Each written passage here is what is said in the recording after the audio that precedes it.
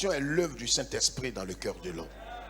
Il y a des gens qui n'ont jamais expérimenté la conversion vraie, authentique. Malheureusement, quand ils sont venus, on leur a donné peut-être une responsabilité. Et puis depuis ce jour, ils sont devenus des chrétiens. Et puis voilà, et pour eux, ils ont expérimenté la conversion. Mais en vérité, il n'y a pas une œuvre divine qui a été manifestée dans leur cœur. Et comme cette œuvre n'a pas été manifestée dans leur cœur, vous allez voir, je vais vous montrer. Parce que, voyez, on ne peut pas connaître Dieu dans une dimension élevée si nous n'avons pas expérimenté ce Dieu dans notre cœur. Parce qu'on ne peut pas le connaître si nous ne l'avons pas expérimenté. Est-ce que quelqu'un comprend ce que je dis? J'ai tenu à être là malgré mon état de santé un peu fragile. Un palud sévère qui m'a pris depuis hier. Vous voyez peut-être un peu des signes. Mais je tenais par l'Esprit de Dieu. Je sais que mon corps peut-être est fatigué, mais mon esprit est disposé. Et je tenais à expliquer cela. Et c'est fondamental pour moi. C'est fondamental. Parce qu'aujourd'hui, il y a une grande confusion. Les gens disent, non, mais il a connu Christ. Mais la plupart de ceux dont on dit qu'ils ont connu Jésus, ils ne l'ont pas connu avec leur cœur. Ils ne sont pas sauvés. C'est pourquoi vous allez voir, il aura toutes sortes de choses, des artifices extérieurs. Les gens vous diront, non, c'est parce qu'on ne lui a pas donné un habit, on ne l'a pas assisté, on ne l'a pas encadré, on ne l'a pas visité. C'est faux. C'est des évangéliques qui ont créé ces artifices. Je vous dis une chose. Levez la tête. Si une femme accouche, qu'elle met au monde un enfant, et que l'enfant a la maternité, vous croyez vraiment dans votre cœur que si on laisse cet enfant, au bout de 48 heures, cet enfant va devenir un cabri? Un mouton? Va devenir une pintade? Répondez-moi, quand on pose les questions, c'est pour que tu répondes. Il sera affaibli peut-être, mais il sera toujours un être humain. Quelqu'un croit à cela? C'est la même chose. Regardez, prenez tous vos Bibles. Dans Philippiens chapitre 1. Prenez tous vos Bibles. Je dis tout le monde. Je ne veux pas que quelqu'un, tu es là, tu soutiens ta tête comme si ta tête était lourde. Ou ta tête n'est pas lourde. Lis Bible là. On dit école des disciples de Christ, EDC. Quelqu'un comprend ce que j'ai dit là? Vous qui nous suivez aussi en Tunisie, dans toute l'Afrique, en Espagne maintenant, et on me parle même d'Azerbaïdjan, ou bien, je ne sais pas, un pays qui est un peu... Philippiens, regardez. Philippiens chapitre 1. Regardez, est-ce que quelqu'un a la Bible Semeur parmi vous? Oui, oui, serviteur de saut, tu peux lire à haute voix s'il te plaît. Viens devant ici, viens vite. La caméra ne pourra pas te voir. Viens vite, dépêche-toi s'il te plaît. Viens, assieds-toi là. Assieds-toi là. Voilà, lis. Écoutez bien. Donne-lui le micro. Voilà, lis. Le verset 6. Écoutez très bien. C'est une Bible, si vous avez l'occasion d'acquérir ça, il faut acquérir. Quand vous lisez, vous comprenez en même temps. Lui-même, il est comme pasteur. Vas-y. Et j'en suis fermement persuadé. Dans ma version, je suis persuadé. Or, dans le semeur, il dit quoi? J'en suis fermement persuadé. J'en suis fermement persuadé. Voyez comment c'est profond? Vas-y. Celui qui a commencé en vous son œuvre. Écoutez bien, écoutez très bien. Voici le débat qui se mène depuis plus de 50 ans. J'ai parlé à un groupe de pasteurs tout dernièrement. Je leur ai dit, il faut que vous compreniez. Celui qui a commencé en vous, quoi? Son œuvre bonne. L'œuvre de qui? Son la s'est mis pour qui? Le Seigneur Jésus. Au qui?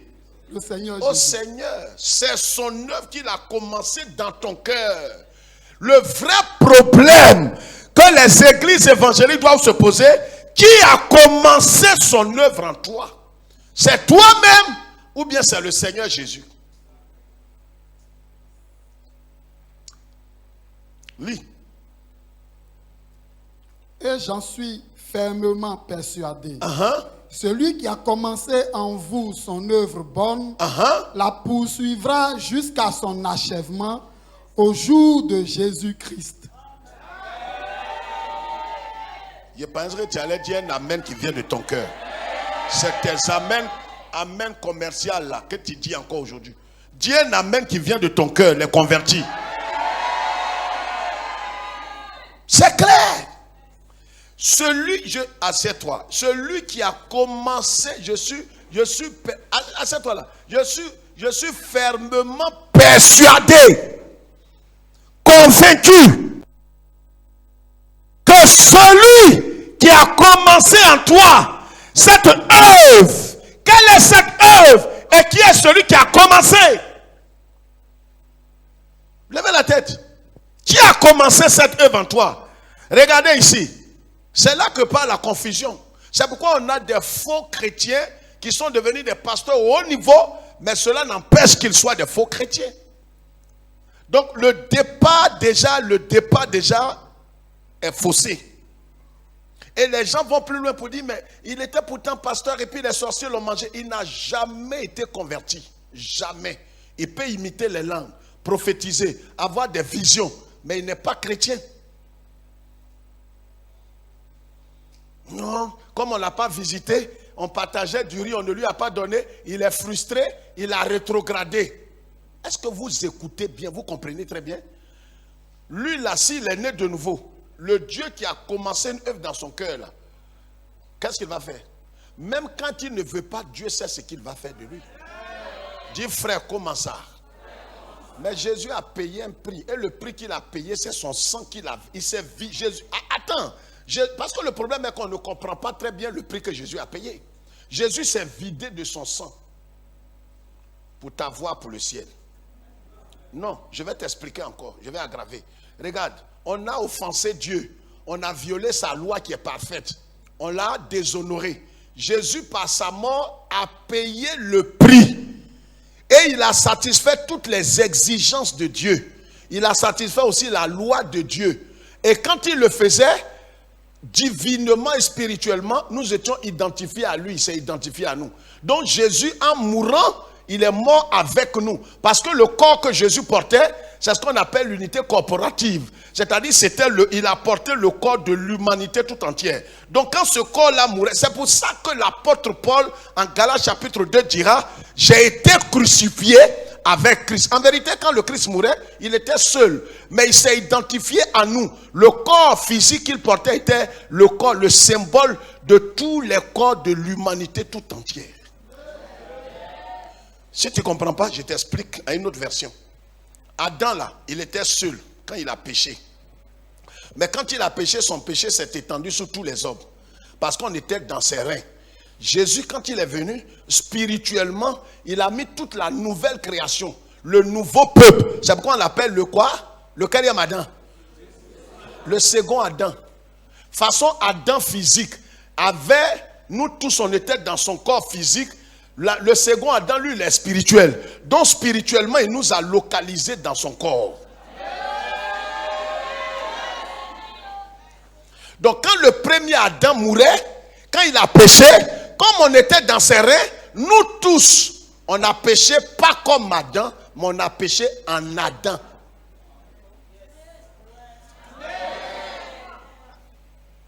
Mais c'est ce qu'on enseigne à l'école biblique. Ça fait près de 25 ans que j'enseigne les pasteurs, par la grâce de Dieu. Mais souvent, si on ne prend pas du temps, ça va mélanger votre esprit. Donc, on n'a pas péché comme Adam, mais on a péché en lui. On était dans Adam quand on a péché.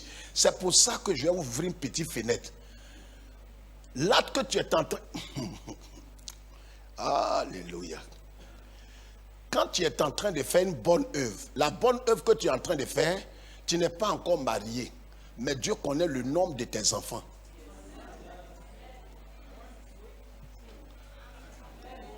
Il y a un petit, il s'appelle Lévi. Il était dans les reins d'Abraham.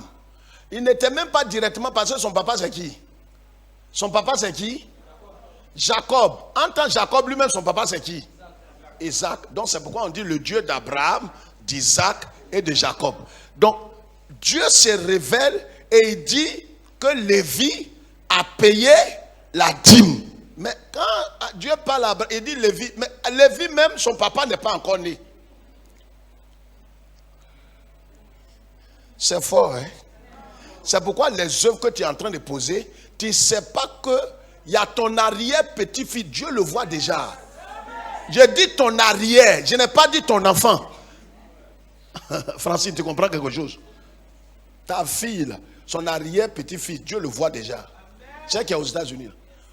Donc, offrande que toi tu es en train de faire, ça agit sur elle avant qu'elle ne naisse. Parce qu'elle était déjà dans... L'offrande que ta fille fait là, c'est pourquoi le mal que tu fais, le bien que tu fais, aura une répercussion sur tes...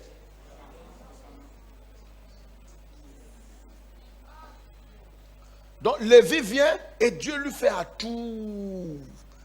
Tes offrandes et tes dîmes. Petit là, regarde, il dit, aïe, moi-même, il a fait quelle offrande? Il dit, non, tes offrandes sont... que je te bénis à cause de tes offrandes. Petit là est surpris. Il dit, mais il n'a pas fait. Il dit, non, si tu as fait offrande. Il veut parler de l'offrande que Abraham faisait. Déjà, quand Abraham faisait l'offrande là, ce n'est pas Abraham seulement, Dieu regarde. Dieu regarde son enfant. Attends, il ne regarde pas son enfant, il regarde l'enfant de son enfant. En tant Lévi là, il n'est que le petit-fils d'Abraham. Mais ce qu'Abraham faisait là, Dieu totalisait ça sur le compte de Lévi. Oh, je pensais que le propriétaire de la parole est là. Lévi est surpris. Il reconnaît quelque chose lui-même physiquement, ce n'est pas lui qui a fait. C'est son grand-père. J'ai ouvert cette lucarne pour te montrer ce que Jésus a fait. Parce que si on ne t'a pas expliqué, tu ne vas jamais comprendre. Jésus prend un corps. Le corps qu'il prend, il localise tous ceux qui vont être sauvés, qui vont croire en lui. Il les prend, il est dans son corps physique qu'on voit là. Spirituellement, tout le monde était dans son corps. Quand il est mort à être tous ceux qui sont nés de nouveau. Mais en vérité, ils n'ont pas encore cru. C'est pour ça que quand tu crois, il n'y a plus mort encore, il va faire. Il a déjà tout payé. Est-ce que quelqu'un comprend? Le péché, j'ai dit ça, quelqu'un va dire, pasteur, si tu dis ça, là, qu'est-ce que les gens vont gâter leur vie? Le péché, tu as fait en 2032 là. J'ai dit, déjà payé ça. Ça veut dire qu'il faut aller faire. Il a payé le prix.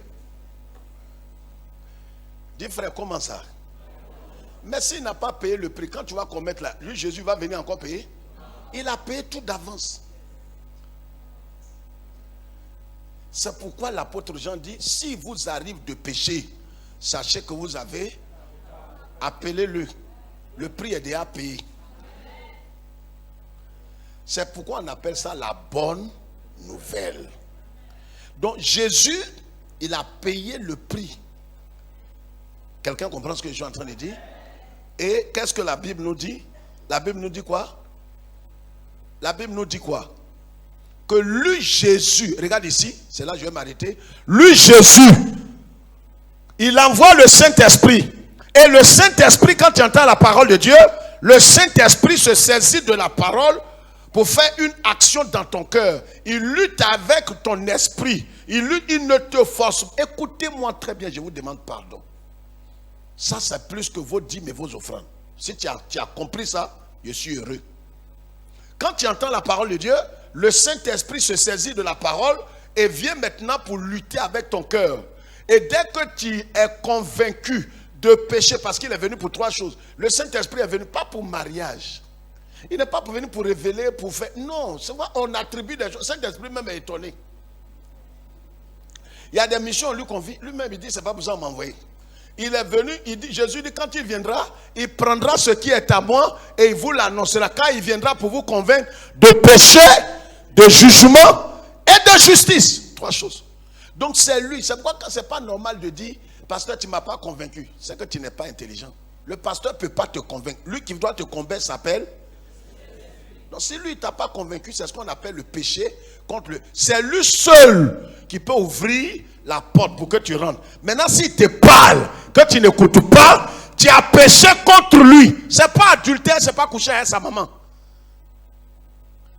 C'est quand tu refuses délibérément, volontairement d'écouter le Saint-Esprit, tu as péché contre le Saint-Esprit. Il n'y a pas un homme, il n'y a pas quelqu'un dans le ciel et sur la terre qui peut t'ouvrir une porte. C'est fini. C'est ça le péché contre le Saint-Esprit. On ne peut rien faire pour toi.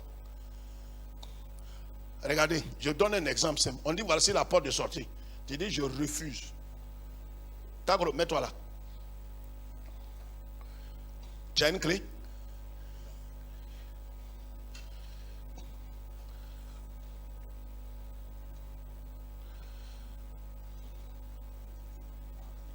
Mets-toi là. Et puis, arrête-toi là. Arrête, regarde ici. Dis frère quoi, mais voici la porte. J'ai dit je refuse. Insiste. Non, je ne passe pas là. Continue. Non, je vais passer par ici. J'ai dit c'est ici, je vais passer. Il n'y a pas de solution. Ici, il n'y a pas de porte.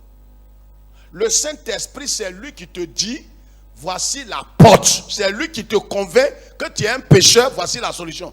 Tu ne vas pas en enfer parce que tu as péché. Tu vas en enfer parce que tu refuses de prendre la solution que le Saint-Esprit te propose.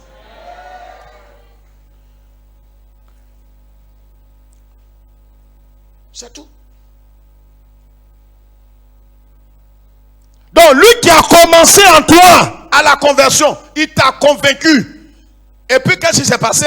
Tu as été touché, tu t'es repenti. Et quand tu t'es repenti, alors il a implanté en toi la nature de Christ. C'est ce qu'on dit, tu es né de nouveau. La nature de Christ rentre en toi. Cela se fait par le Saint-Esprit. Donc là où tu es, tu deviens automatiquement, en moins d'une seconde, la propriété du Seigneur Jésus-Christ. Là où tu es sauvé.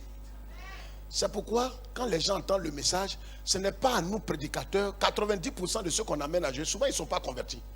On dit, bon, on a lancé l'appel maintenant, comme c'est un blanc, ou bien c'est un noir. Bon, voilà, tous ceux qui veulent donner leur vie à Jésus, levez la main. Ils viennent devant l'autel en riant, mangeant chingom. Lui là, il est convaincu. Il est convaincu de quoi? Je suis en train de vous expliquer quelque chose. Parce que c'est le préalable pour mieux connaître Dieu. Si celui-ci, il est un étranger à la vie de Dieu, tout ce que vous allez dire, il est étranger. On croit qu'il est sauvé, mais il n'a jamais été régénéré. Donc tout ce que vous allez lui montrer, c'est comme, il y a des écoles. Je suis allé dans une école confessionnelle.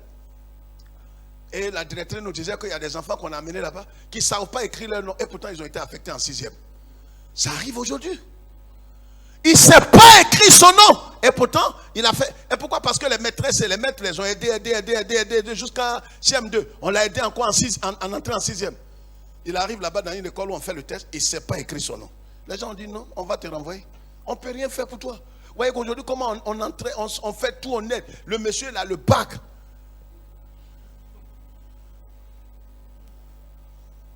On les a dit. On les a dit. On dit, mais on dit non, mais on leur a dit. Tu parles de Zadi ou bien on leur a dit? Non, ça fait Paris. Voici où va l'école. Parce qu'ils sont dans l'argot. On a Patra, on a Quentin, on a Boucor, on attend. Hein? On va te jouer. On dit, mais quel est le verbe? On dit, ah bon, le verbe même là, je ne vois pas. Quelqu'un qui n'a pas été régénéré par le Saint-Esprit, il n'est pas converti. On peut lui donner le titre de pasteur, d'évêque, d'archevêque, de docteur. C'est un plaisantin. C'est pourquoi aujourd'hui, parmi les évangéliques, on a des comédiens, des plaisantins. Il peut jusqu'à devenir pasteur, mais vous êtes surpris qu'il est pédé. Et il ne peut pas, il est esclave du péché. Oh, la Bible dit, celui qui est né de Dieu ne peut pas être esclave du péché. Comment se fait-il que lui là est sauvé et il ne peut pas laisser le péché? C'est un menteur, fils de menteur. Traite. Tu es un neveu du diable.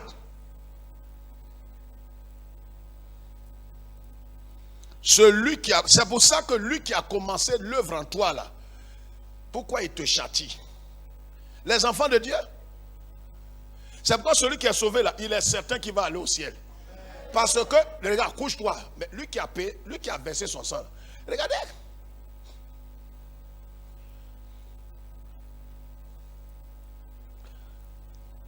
Ouais, le tissu qu'on prend pour fermer la chair ici. On peut avoir ça? C'est là-bas, ça y est? Je ne l'ai pas envoyé, mais s'il dit ça y est là-bas.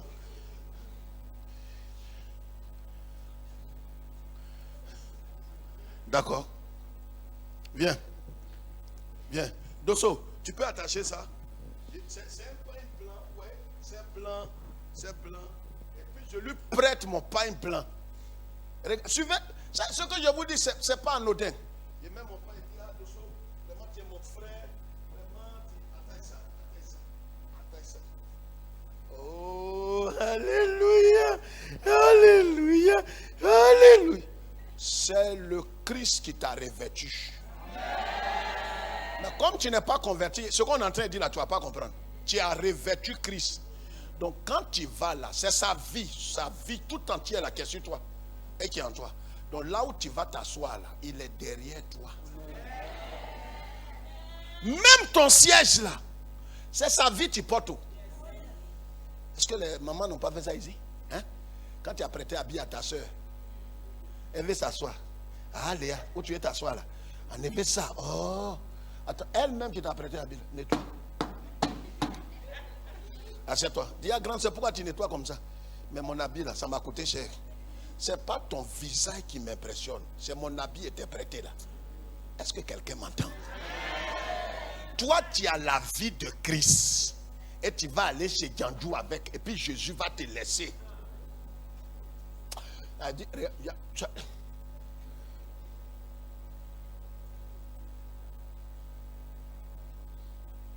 tu sors de là, tu as 2 hernies. Ce n'est pas les sorciers, c'est le Christ qui fait ça. Hémorroïde, 8 cm. Tu es obligé de te fléchir, dire Seigneur, je te demande. Il ne châtie que ceux qui lui appartiennent. Quand tu as fait ça, il te pardonne. Hémorroïde là disparaît, les 2 hernies disparaissent. Tu dis, ah, le Seigneur m'a châtié. Il ne châtie pas les autres. C'est pour ça que dans l'église, vous allez voir, quelqu'un vit dans le péché. Rien ne lui arrive. Lui-même, il s'est dit, mais il comprend. Les gens disent, ils ont fait ça. Et que moi, je comprends pas. Et c'est pas. Moi, mais actuellement, j'ai une petite fille, je gère. Mais il n'y a rien. L'esprit, là où je suis, tu es maudit. Tu es maudit. Je persiste, c'est un maudit qui est là. C'est un fils de la géhenne. C'est un fils de la géhenne. C'est l'un des nouveaux-nés de Satan. Voici ce qui a fragilisé les évangéliques. J'ai dit ça, les pasteurs sont fâchés. J'ai dit, mais démontrez-moi dans la Bible. Lui qui a commencé là, si ta conversion vient du Saint-Esprit, regarde où il va te conduire. Il y a des choses, même souvent, tu n'as pas envie d'écouter la parole. Le Saint-Esprit te conduit. Mais Jésus a versé son sang pour toi. Souvent, même tu n'as pas envie, mais il te parle. Même quand tu es affaibli, il te fortifie. Souvent, même tu n'as pas envie de prier, mais il met le Saint-Esprit lui-même, regarde toi-même là, tu ne peux pas prier. Tu es là, Seigneur, je suis découragé. On dit, je suis découragé. Tu dors, boum. Le Saint-Esprit, ça va vous choquer. Il prie au travers de toi. Lui-même. Ça n'est pas dans la Bible. Le Saint-Esprit intercède. Intercéder, c'est prier en faveur de quelqu'un. La Bible dit le Saint. Comme tu es affaibli, en temps il a été envoyé pour te guider. Et tu es fatigué. Tu es affaibli à cause d'une situation. Lui-même, il prie. Je parle à quelqu'un. Les ceux qui sont convertis, ça les fortifie. Quand on parle, les gars, jette un coup d'œil. Sur mon regard, hein. Assieds-toi. Suivez mon regard. Ça n'a rien de titre. C'est une expérience. Maintenant, donnez-moi 10 minutes pour le message. Donc, vous voyez que celui qui est converti, qui est né de nouveau, le Seigneur le garde, le préserve. C'est pourquoi il dit, je suis avec toi. C'est indépendamment de ta volonté. Il est avec toi jusqu'à la fin du monde. Il ne peut pas te quitter. Parce que même quand quand tu fais le péché, si tu es vraiment né de nouveau, quand tu as l'esprit de Christ, mais quand il va te parler, regarde, c'est comme quand un corps étranger rentre dans ton corps. Tu n'es plus tranquille. La dernière fois, ma femme a fait un bon placard, il était en train de... Arrête, je ne sais pas, c'est la semaine, je ne sais pas si c'est lundi ou quoi, hier ou bien vendredi ou dimanche. Petit, arrête, c'est rentré dans ma gencive, ça a pénétré ma gencive. Tu ne peux pas dire non, je vais finir de manger avant d'aller en éveil. Tu arrêtes tout. Comment pécher en toi et péché là est à côté du Saint-Esprit? Il ne peut pas cohabiter. Tu es mal à l'aise. Regarde, tu commences à voir ton corps chauffe. Le corps chaud là, souvent quand le corps est chaud, la fièvre, on veut calmer la fièvre. Non, il ne faut pas calmer la fièvre. Si tu as calmé la fièvre, cherche à savoir qu'est-ce qui crée la fièvre. C'est ça, on dit va à l'hôpital.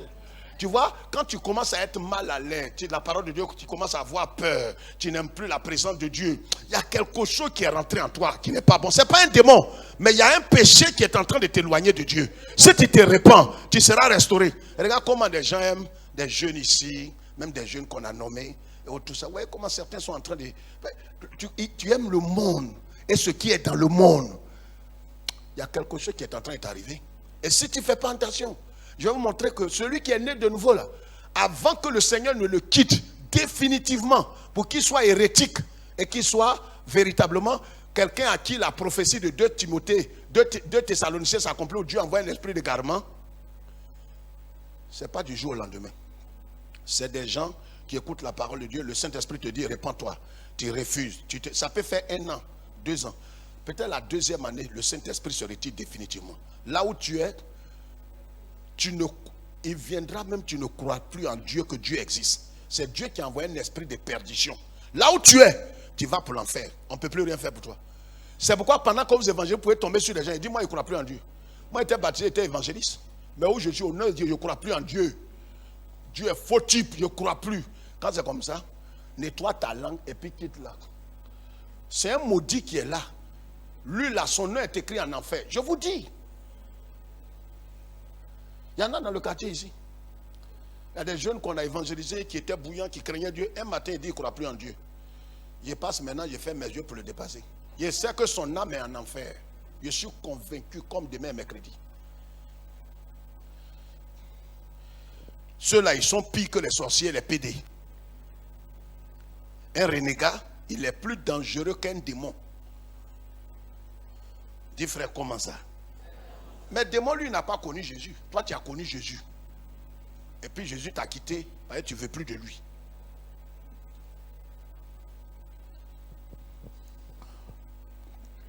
Connaître Dieu pour une foi ferme. Je voudrais vous prendre l'exemple pour 5 minutes. Il y a 3 cas. On ne pourra pas voir les 3 cas. Je vais prendre le cas de Ésaü. Ésaü, qu'on appelle Ésaü ou Ésaü. Genèse 27, verset 41. Vous savez, comme j'ai dit la dernière fois, Dieu exerce sur les méchants une influence apaisante pour que ces hommes-là, ces méchants, ces déréglés, ils puissent accomplir la volonté de Dieu. Vous savez, si nous ne savons pas cela de notre Dieu, que le Dieu est souverain, qu'il a accès à tous les cœurs, notre foi ne sera jamais ferme. On a l'impression que l'impie qui est là, ce dictateur ou bien ce menteur ou bien ce monsieur, il peut détruire ma vie. Mais Dieu a accès à tous les cœurs. Je vous annonce ce soir, nous sommes dans ce processus-là. Nous sommes en train de voir comment Dieu peut agir, exercer une influence apaisante. La dernière fois, on a vu une restriction. Maintenant, nous parlons d'apaiser. Il apaise l'esprit des méchants. Quelqu'un qui a résolu en son cœur de te tuer, mais quand tu arrives devant lui, son cœur est apaisé. Ceux qui sont autour ne savent pas le miracle. Mais c'est Dieu qui t'a sauvé là. C'est lui, parce que tu lui appartiens. Il a changé le cœur de cet homme. Pas qu'il est sauvé, mais Dieu apaise son cœur envers toi. Quelqu'un comprend et dit gloire à Dieu. C'est ce qui montre la souveraineté de notre Dieu. C'est pourquoi quand tu connais ce Dieu, quelle que soit la gravité de la situation, ton cœur est tranquille. Parce que tu sais en qui tu as cru. Tu sais que ce Dieu se lèvera le dernier. Même quand on dit qu'il n'y a plus d'espoir, il n'y a plus d'espérance, toi tu continues de croire que le Dieu souverain, le Dieu d'Abraham, d'Isaac et de Jacob, n'a pas dit son dernier mot. Et Genèse 40, Genèse combien? 27, 41. Allons-y. Quelqu'un lit rapidement pour moi. Personne pour lire la Bible ce soir. Ésaü conçut de la haine contre Jacob. Regarde tous ceux qui dans le secret ont conçu de la haine contre toi pour te nuire, pour te détruire, pour t'égorger, pour te renvoyer, pour te faire du mal. Peut-être physiquement comme spirituellement. Ils ont conçu ça. Comme une femme conçoit un enfant, il a conçu, il a préparé, il a engendré de la haine, de la vengeance. Parce que Ésaü, levez la tête, Dieu devrait bénir cet homme-là en lieu plat de Jacob. Mais Dieu a parlé au cœur de Jacob pour bénir. Dieu a parlé au cœur d'Isaac pour bénir Jacob en lieu plat d'Ésaü. Vous connaissez leur histoire. Et c'est pourquoi Ésaü, comme on l'appelle aussi Ésaü, a conçu de la haine. Vous savez, quand Dieu... Regarde-moi dans les yeux. Je vais te dire quelque chose. C'est pourquoi tu ne dois pas avoir de la haine et avoir de la suspicion. Dieu peut te faire grâce au-dessus de tes dévanciers. Cela va créer de la haine et de la jalousie, même dans l'église. Tu viens après ton grand frère, il a été à l'école, il a fait tout, on a investi dans sa vie.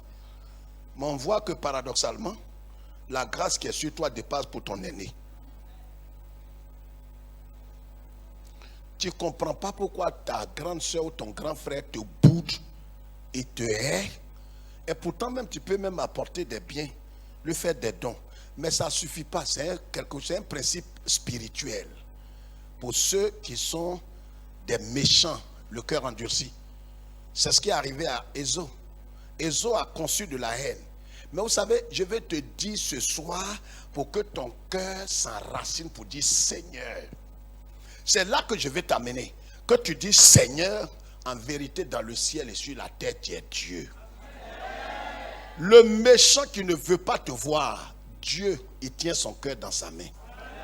Non, je pensais que tu allais sourire. C'est ton sourire. Ça dit, là, il tient le cœur. Quand on chante, il tient le monde dans sa main. Il tient le monde dans sa main.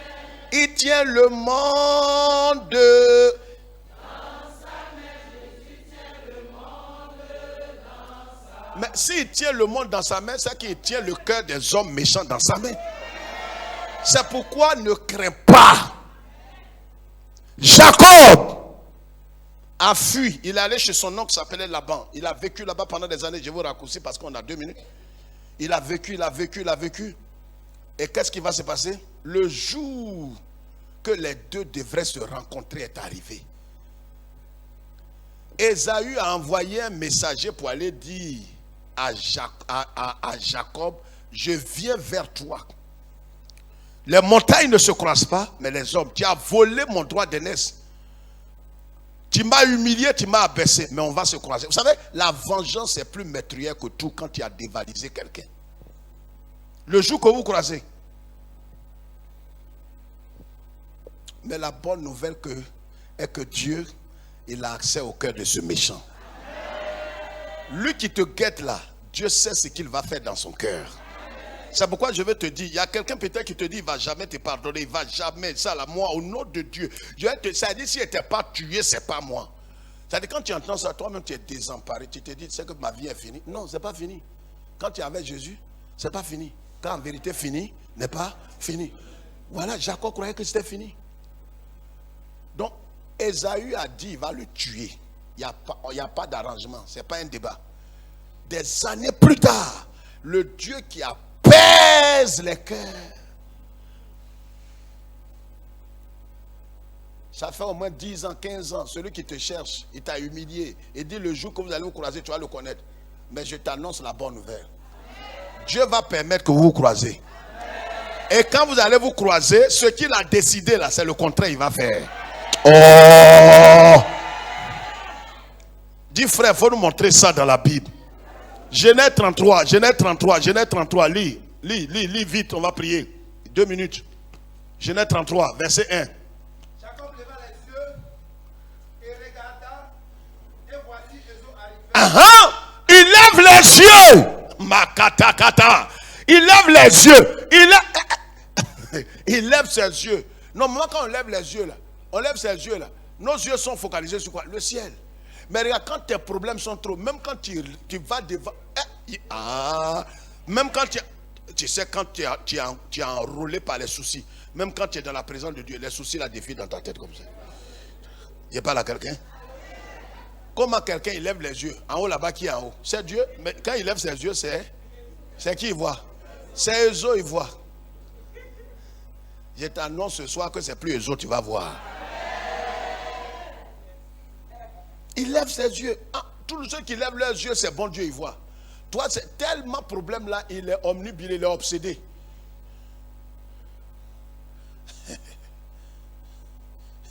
J'étais en train de parler à quelqu'un, et puis quelqu'un m'a appelé de l'extérieur. Le problème était sérieux, donc m'a appelé. Donc je lui ai dit, mais je ne sais pas si il parlait de Marie de Magdala ou bien quoi. Donc j'ai dit Marie de Magdala. Il dit, mais pasteur, je ne suis pas Marie de Magdala. Lis. Jacob leva les yeux et regarda. Et voici, Ésaü arrivait avec 400 hommes. Combien? 400 hommes. Le monsieur qui t'a dit depuis 2015 que les montagnes ne se croisent pas. Mais il te dit quelque chose. Hein.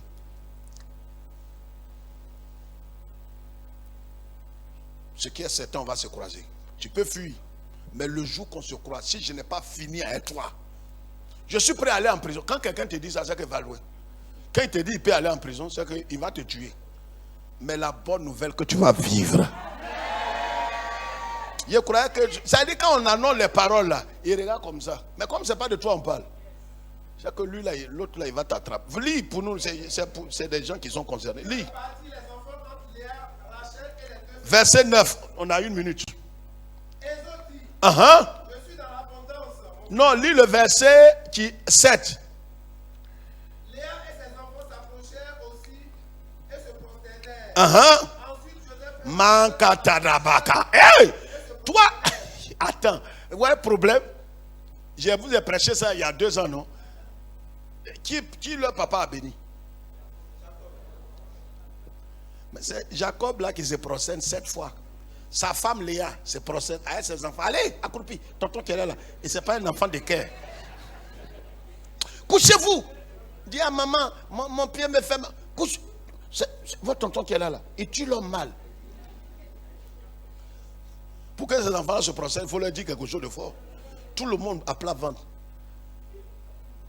Mais ils ne savent pas ce que Dieu a fait dans le cœur du monsieur. Est-ce que quelqu'un me comprend ce soir?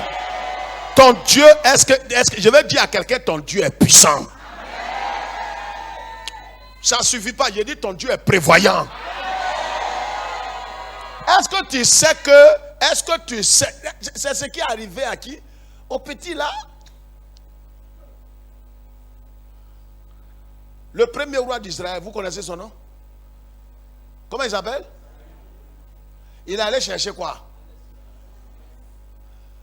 Il y a des choses, c'est un mystère.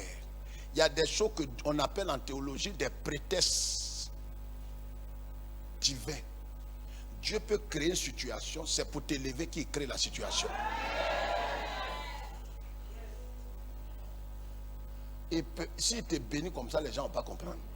Et crée une situation, ton portefeuille tombe. Or, tu dois croiser un blanc là où ton portefeuille est tombé. Tu vas et te dis, petit, tu vas où? Je suis en train de chercher un bachelier plus 6. Je dis, mais j'ai bac plus 7. Ton portefeuille qui est tombé là, ça ne doit pas te soucier. Tu vas le retrouver, mais Dieu a permis que ça tombe pour que tu croises les blancs là. Dis, Dieu est trop bon. Dieu, il ne fait rien au hasard. Même malheur, Dieu prend ça pour t'amener à l'avancée.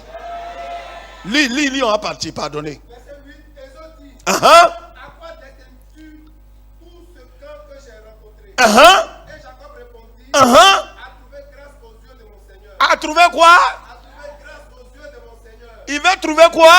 Grâce, Aux yeux de qui? mon Seigneur. Aïe, c'est pas toi, ton papa t'a béni, tu appelles le Seigneur et tu te prosternes. C'est un autre mystère qui est là. Je vais vous expliquer ça un autre jour. Il y a des gens qui ont été bénis avant toi.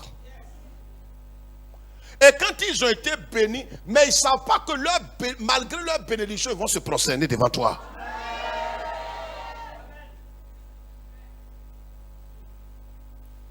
Ça, tu es béni, je suis d'accord. Mais toi et ta bénédiction là, vous allez passer après moi.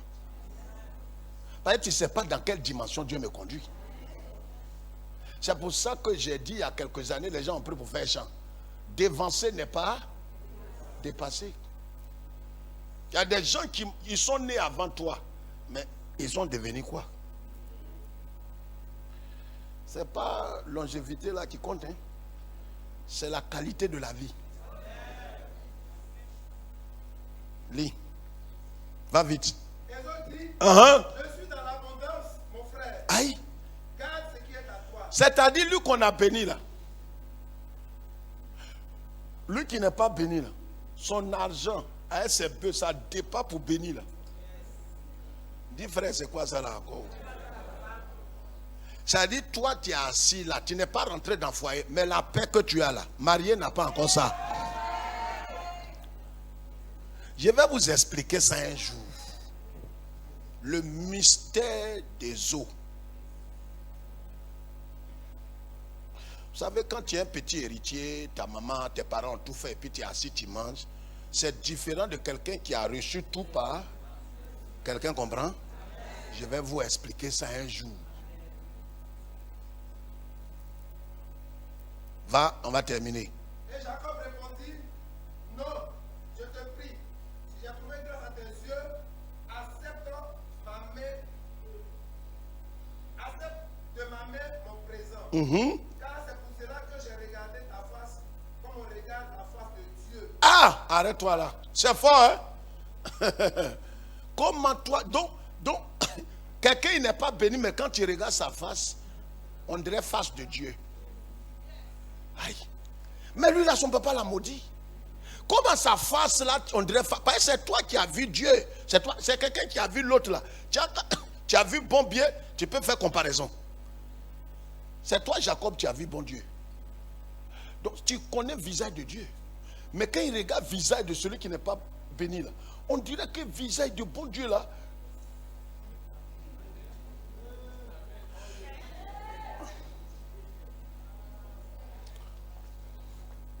L'Éternel est mon berger, mon berger.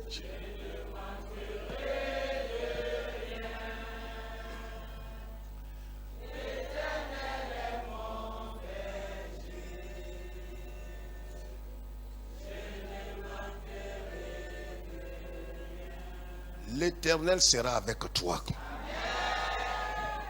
Et pourquoi ta foi sera enracinée? Mets ta confiance dans le Dieu souverain. Lui qui a la capacité d'apaiser le cœur des méchants envers toi. Ce qu'ils ont décidé, ce n'est pas ce qu'ils accompliront. Mais ils accompliront la volonté de l'Éternel à ton sujet. Ésaü avait décidé de tuer Jacob. Mais quand il l'a vu, on n'a pas su ce qui a pu bien se passer. Dieu a fait un travail dans le cœur des eaux. Au lieu de le tuer, il est allé l'embrasser. Je t'annonce que c'est la portion de quelqu'un parmi nous. Tout ce qu'ils ont arrêté depuis des décennies contre ta vie, quand ils te verront, c'est la volonté de l'Éternel qui s'accomplira. Qu'il en soit ainsi. Au nom du Père, du Fils et du Saint-Esprit. Et quelqu'un saisit. Amen.